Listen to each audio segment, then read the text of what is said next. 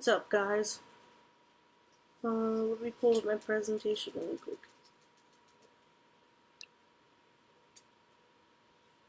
I don't know how to play it. Slideshow. Here we go. Okay. So I'm doing a thing on strokes. What is a stroke? A stroke is a disease that affects the arteries leading to and within the brain. It is the number 5 cause of death and leading cause of disability in the United States. I have a video that I'm going to show you guys, but I don't want to ruin the whole presentation, so I'm going to wait till we actually present in class for that. A stroke occurs when a blood vessel that carries oxygen and nutrients to the brain is either blocked by a blood clot or bursts. When that happens, part of the brain cannot get the oxygen and blood it needs, so it and brain cells die. There are different types of strokes. First one is an ischemic stroke, which is also a clot. A blood vessel becomes obstructed and accounts for 87% of strokes. Hemorrhagic stroke, which is a bleed, is occurred when a weakened blood vessel ruptures caused by an aneurysm and arteriovenous malformation, which those are mostly caused by uncontrolled high blood pressure. TIA, which is transient ischemic attack or a mini stroke caused by a serious temporary blood clot. Cryptogenic stroke is named this when the cause of the stroke is unknown. Brainstem stroke is when a stroke occurs in the brainstem and the patient is generally unable to move or speak below the neck. There are different types of effects of a stroke.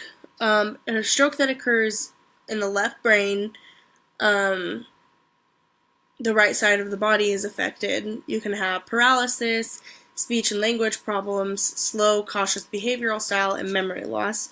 Strokes that occur in the right brain, the left side of the body is affected, and there's paralysis, vision problems, quick, inquisitive behavioral style, and memory loss, and not all of these always happen with every stroke.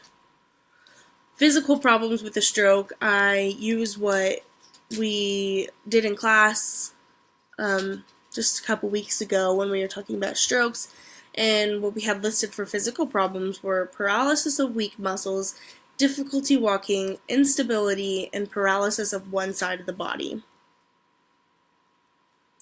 I have 2 more videos, one showing and it's a lady talking about her minor stroke that she had, and then also one of a major stroke, and it a guy with a major stroke, and it just shows how he has trouble speaking, and it's kind of hard understanding what he's saying, and you can see the effects in his face.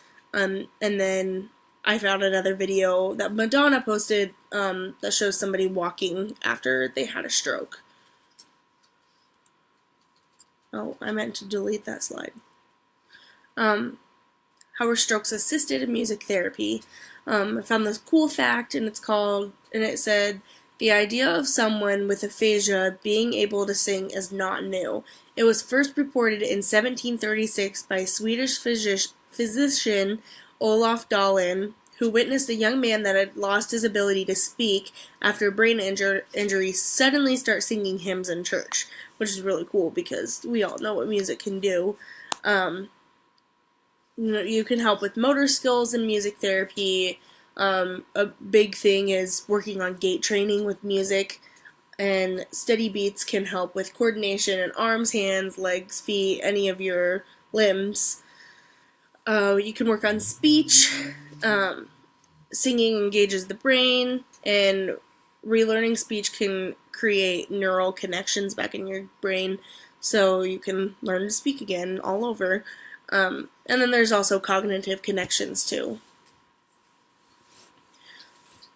My first intervention is called The Effect of Music Therapy on Hand Grasp Strength and Functional Task Performance in Stroke Patients.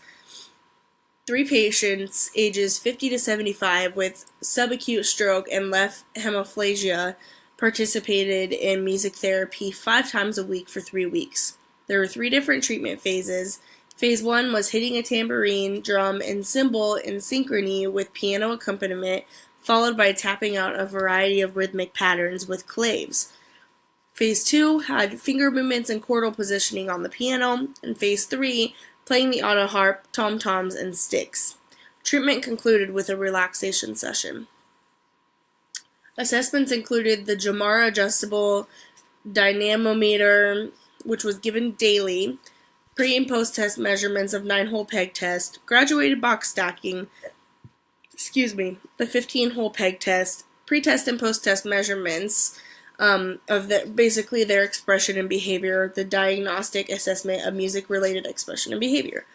The Jamar adjustable dynamometer test it's something that they hold and they grip it, and it tests how strong their grip is.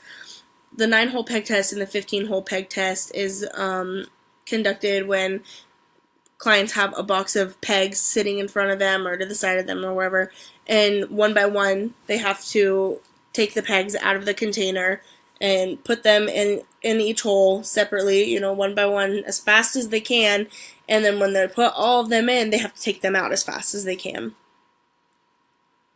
The results of this intervention showed improved hand grasp strength in all 3 participants, and pre-test and post-test indicated positive gains in all 3 participants.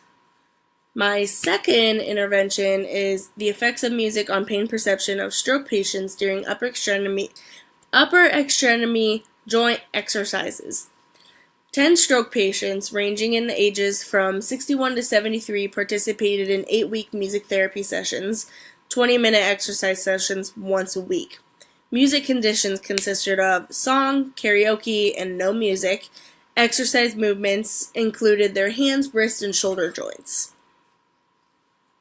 Each session consisted of 3-minute upper extremity exercise routines followed by self-evaluation of pain, randomly assigned routines for each session, and consisted of different music conditions.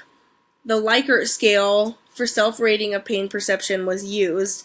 Results revealed there was no significant difference in pain rating, although there was a positive effect of verbal responses while performing upper extremity exercises with both music and karaoke. And that's it with my videos. It should add up.